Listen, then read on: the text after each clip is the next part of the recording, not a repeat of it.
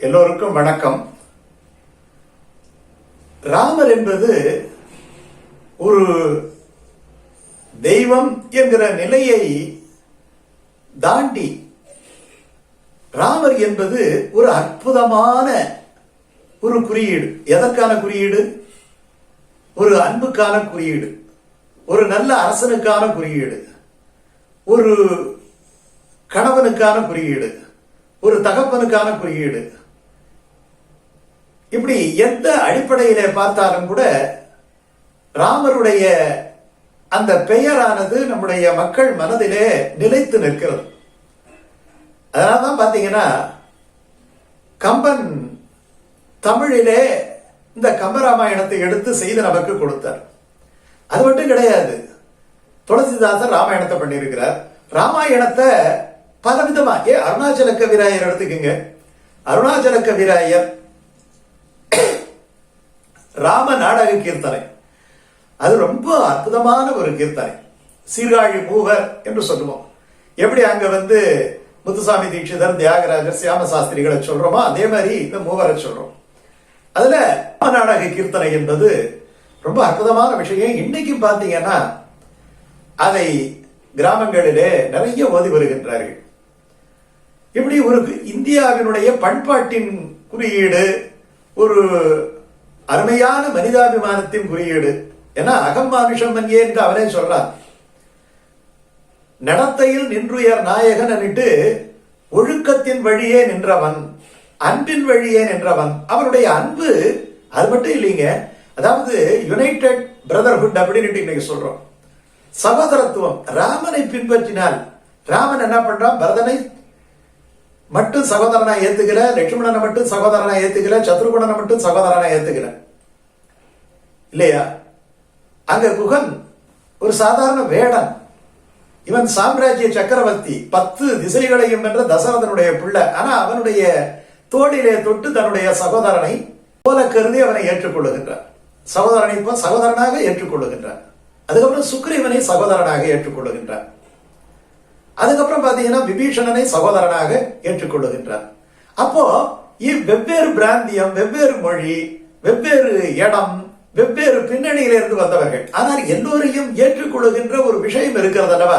அதுதான் எடுத்துக்கணும். அதாவது குறை கூறுவதற்கு நிறைய விஷயங்கள் இருக்கு, எல்லா விஷயத்திலையும் இருக்குங்க குறை கூறுவது. நம்ம உடம்புலயே பாத்தீங்கன்னா ஒரு உடம்புல ஒரு 10 உள்ள கிருமியாவது இருந்துகிட்டு இருக்கும். அப்பதான் இந்த உடம்பே நம்ம ஆக்டிவா இருக்கும்.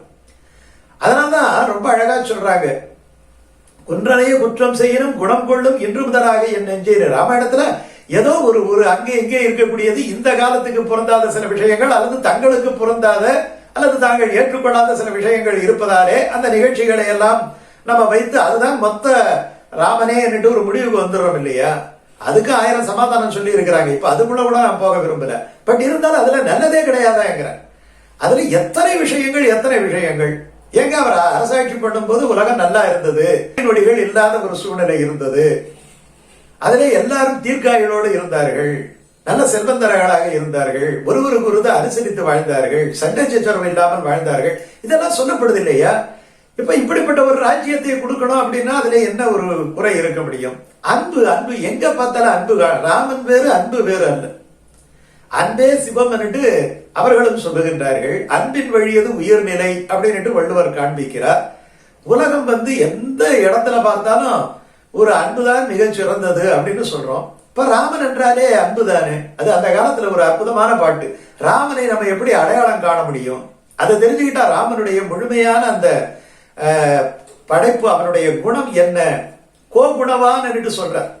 ஒரு மனிதன் கிட்ட ஒரு நல்ல குணம் இருக்கும், ஒரு கெட்ட குணம் இருக்கும். எல்லா சர்வ கல்யாண குணங்களும் நிறைந்தவன் யார் அப்படின்னு சொல்லும் பொழுது கோகுணவான் என்கிறதுக்கு அத்தனை குணங்களும் ஒருங்கே இருக்கின்றவன் யார் என்று சொன்னால் ராமன் என்று சொல்றோம். அப்ப ராமன் என்பது பலவிதமான நற்குணங்களின் தொகுப்பு அப்படின்னு எடுத்துக்கலாமே. அதுல என்ன ஒரு ஆட்சேபனை இருக்க முடியும்?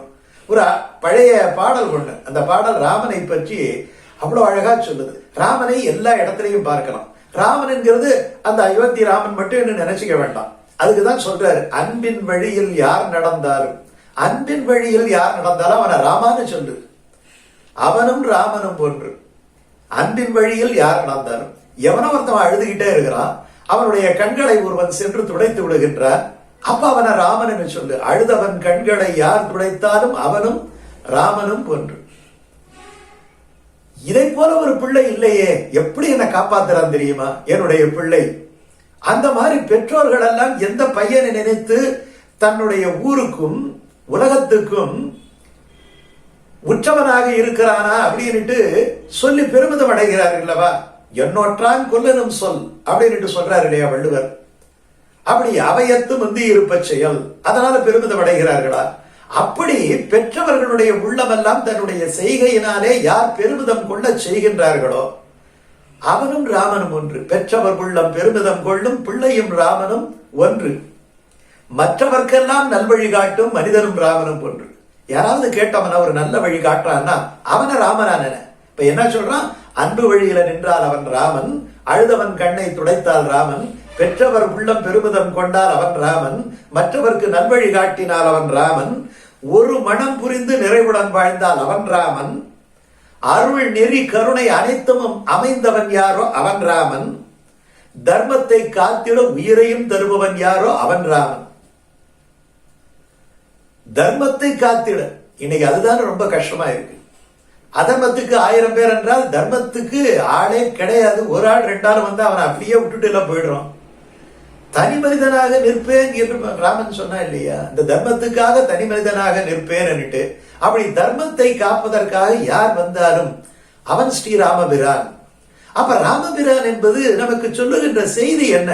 நம்ம ஆன்மீகம் கோயில்ல போயிட்டு அவர் வில்லும் அம்புமா இருக்கிறாரு, ராமலட்சுமணர் சீதை வடிவங்களோடு இருக்கிறாரு, நம்ம போய் பிரார்த்தனை பண்ணிட்டு வந்துடுறோம் மட்டும் கிடையாது.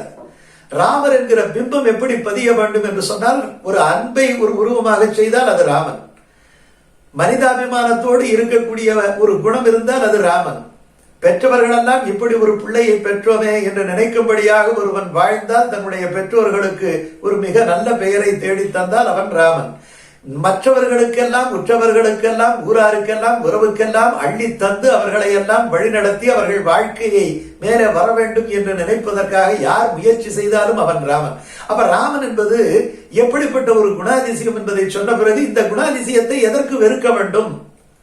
அதை ஒரு அடையாளம் தானே அது அந்த அடையாளத்தை நாம் ஓரளவாவது பின்பற்றுவதற்கு ஒரு உத்வேகம் பெறுவதற்கு இந்த மாதிரியான நிகழ்ச்சிகள் உதவுகின்றன, இந்த கதைகள் உதவுகின்றன, இந்த புராணம் உதவுகிறது, இந்த இதிகாசம் உதவுகிறது, இந்த ஆழ்வார்கள் பாசுரங்கள் எல்லாம் உதவுகின்றன என்றுதான் நினைத்துக் கொள்ள வேண்டுமே தவிர அதிலே குற்றம் பார்த்து கொண்டிருந்தால் பார்த்து கொண்டே இருக்க வேண்டியதுதான்.